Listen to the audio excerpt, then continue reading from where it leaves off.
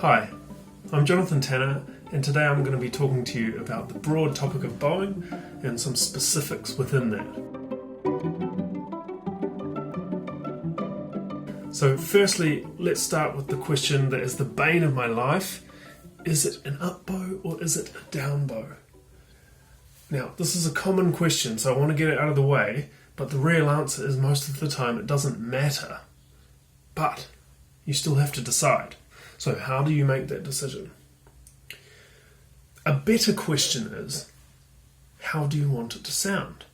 Let that inform your choice. For example, crescendos are easier on an up bow. Okay, leaning on the downbeat is easier on the down bow. Upbeats normally sound better on up bows. Let me give you an example of how this works. So I'm going to start with an upbeat on an up bow and then lean on the downbeat. Okay, if I do that backwards, it just doesn't really work because the down bow automatically puts a heavy accent on it. Of course you can fight against that and make it work the other way if you have a good technique, so that's why it doesn't really matter. But if there's an obvious easier way, that's the way you should do it.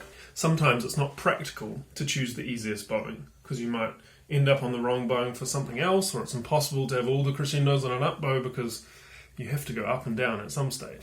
Okay, in this case, practice it with the easy bowing to make it sound like you want to, and then play it with the more convenient bowing and try and make it sound the same.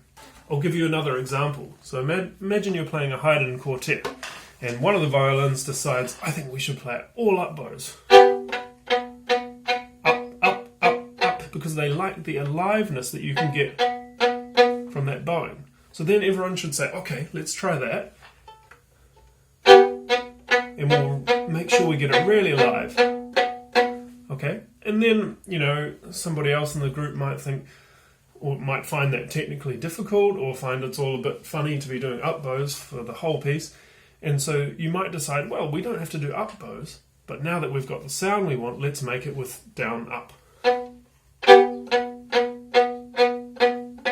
And you should be able to get it exactly the same. Okay?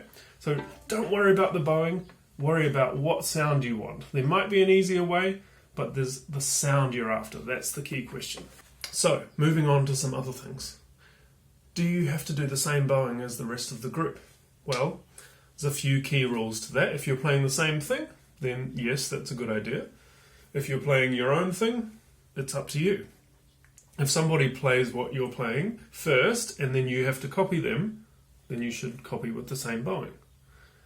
Generally, the same bowing is most likely to achieve a uniform sound from the group, which is what you want. If people are playing in opposite directions, not only will it look funny, but also the sound is very unlikely to be the same. Matching your sound perfectly can take your music from dull, messy, repeated notes to really exciting energy. It makes a huge difference. Now, there are exceptions. Don't obsess over this. Sometimes if it doesn't work, it doesn't work. Everyone has different strengths in their technique. Often the cello will prefer a different bowing to get the same result. And look, that's totally fine. So, there's a lot to take into account, but you do want to make sure that you don't spend all of your rehearsal time coming up with bowings. So, I like to start with a bowed part. So get one from your teacher or from somebody else who's played it before so that you can start with some decisions that somebody else made and then tweak them if you need. Okay, you don't have to do what they did, but it's good to start with somebody else's decisions because it's like starting from square 2 instead of square 1. If you can't find a bowed part or you have something where you prefer to do something different but you just don't know what, go on YouTube. Watch what some famous ensemble does and copy them. That's totally okay.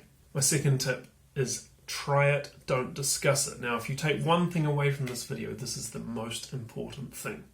If somebody says, can we do all down bows here? Or can we do a crescendo here? Or any other musical thing? This is a key rehearsal point that can save you so much time.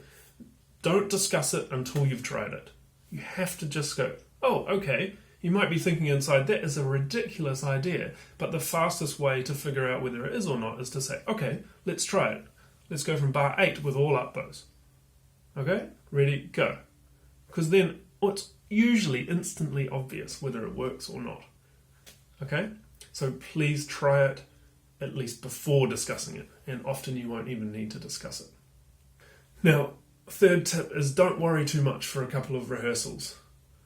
You'll find that some things just sort themselves out and become obvious, and you don't even have to discuss it. You just figure out, oh, of course I have to do an up bow there because I want to do that crescendo, or something like that, and it just sort of happens naturally. Okay, the next thing, how do we rehearse this stuff?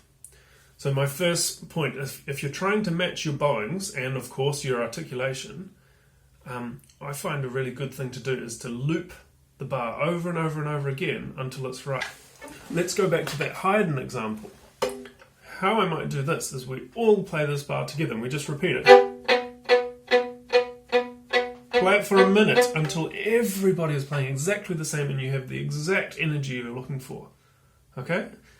The next way, if it's not really matched, you could try going around in a circle. So if this were a string quartet, you'd go first violin, dum, bum, bum, second violin, viola, 2, 3, 4, cello, 2, 3, 4, and it just goes round in a circle, back and forth, and it usually becomes quite obvious when somebody is playing very differently, okay? And then you keep going around until it sounds the same. Then you might practice all playing it together and you'll probably find it's been fixed. Okay, another way I try and copy my colleagues' bowing is as I'm playing, I will watch their bow and do exactly as they do. So I sort of imagine that I'm playing their bow. I'll be playing a note and do exactly the same as them. If they've got 6 inches of bow left, I've got 6 inches of bow left. If they're playing off the string just below the middle, then I do exactly the same thing, and I literally imagine that that is my bow moving, and then I completely match what they're doing. At least that's the goal anyway. Okay, the next point is about sound quality. It's not just important to match the type of bow you do, but the quality of the sound that you're making. Effects can be magnified when the whole group does it together. Okay? You should think about the level of focus in your tone. Okay, light and fluffy you can do with lots of bow over the fingerboard. Focused tone can be made with less bow and closer to the bridge. If you have a solo line, this should generally be more focused, so it will clearly come through above the rest of the group. So playing closer to the bridge is key when trying to project your sound. Another concept within the sound quality, Helena Pohl from the New Zealand String Quartet calls rub. And she would go like this when she needs more rub. What do I mean by that? Imagine you are leaning backwards and somebody else is leaning into you as well. If one person leans a little bit and the other person leans a lot, you'll fall over. But if you both lean together, you'll be able to hold up. The same goes when you're playing a dissonance or something, some sort of special harmony. If one person plays fluffy and the other person plays focus, it will just sound probably out of tune. But if both people sort of lean together by playing with the same focus, then it really makes it a juicy harmony. Now, it's important with our bowing that we use our eyes, especially at the critical moments like the beginning and the end. A lot of people will be watching, ready, let's go, and then at the last minute they look at what they're doing and they don't look at the rest of the group. And so then at the critical point, they're not watching.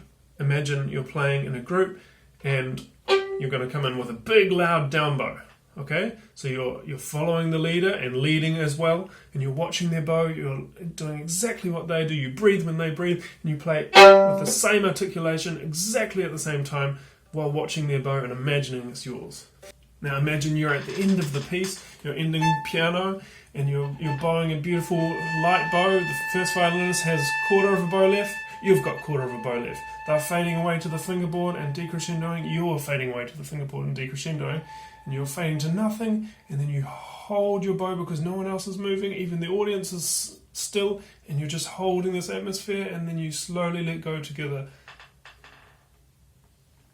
And then you've created that wonderful pin drop moment where everyone's sort of waiting. Now, if you instead went, oh, it doesn't matter, I'll just finish here and take your bow away, it just ruins the moment. So always be engaged, fully watching what other people are doing and really matching. So, just to recap, 1, it matters much more what sound you make than what bowing you do. So let that inform your choices. Okay? 2, you should match your bowing with the rest of the group when you're playing similar lines.